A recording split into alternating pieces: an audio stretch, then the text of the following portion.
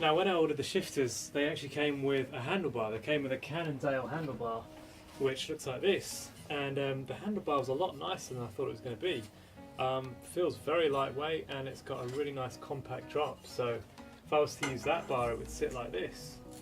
And not too far of a reach to the shifters, and a nice long flat piece here in the drops. And I think aesthetically this is nicer than the handlebar that I've actually got for this particular build, which is a Ritchie one, which looks like this. So the reason I got this one is it's got a slight flare. I don't know if you can see that really, but it's got a 12-degree flare to the drops. And the way I'm looking at it, it doesn't really look all that different to the Cannondale one, but I'm not even sure if aesthetically any difference can be seen. I do like the flare because for longer rides it just sets your hands at a more ergonomically natural position. We'll put the Ritchie bar on for now. We'll get rid of this awful stem a bit further down the line. I have a feeling I'm going to be putting a shorter stem on it, and maybe one without the 7-degree incline. It's so easy just to get wrapped up in the aesthetics of doing something like this, but really this whole thing has been built to a budget. Everything has just been, well, most of it's been used off of eBay, and I'm trying to think as practically and as functionally as I can with this build, rather than trying to get too, taken up with the aesthetic side of it. But when you're doing something out of passion like this, you start to want it to look a certain way, and it's just quite easy to get carried away with that. When you're building a bike with lots of clearance, you need brakes that are going to go long drop brakes to go past the mud guards and whatnot that you fit. So there's a few options, there's a few Shimano options, but what I've gone for on this one are TRP. These are the higher end version of Tektro brakes, but before you all cringe at the use of Tektro brakes, they're a lot better than Tektro. And in fact, the reviews state that these are better long drop brakes even than the offerings from Shimano. The other thing was as well, and this goes back to what I was saying about aesthetics, is that these come in black, and the high quality Shimano long drop brakes only come in silver, which I didn't think would go with the bike quite so well for the kind of look that I'm going for.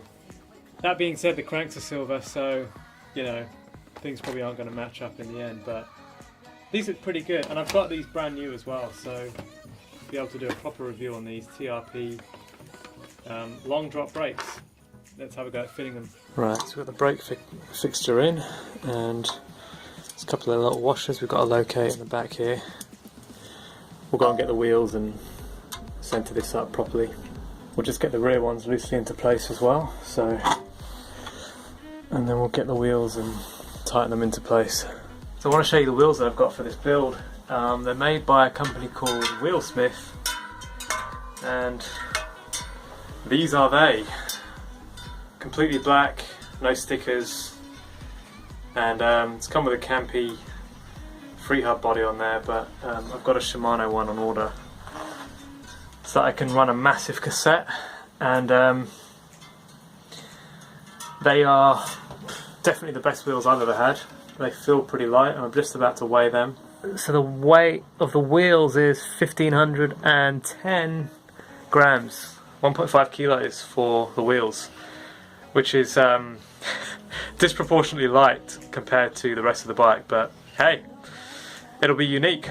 This bike will definitely be unique, and they're definitely not touring wheels, are they? But and Ben, you'll know this from all the spokes that you broke, but hey ho, we'll see how they go. I may get some more touring specific wheels if I'm going to be running rack and panniers and that sort of thing in the future. So I've just put the wheels in the frame so that I can tighten these up correctly. So we want to just clamp the caliper around the rim where it's going to be and tighten it up. We'll just do the front ones as well in the same way. So I'll bring that round, tighten those up against the rim. So that is the story so far. The handlebars and stem are on. I just put the wheels in place just to align up the brakes, and the cranks are in, the railers are on. Gonna nick a seat post and seat off another bike. Got some cables down here in the box. We're getting there.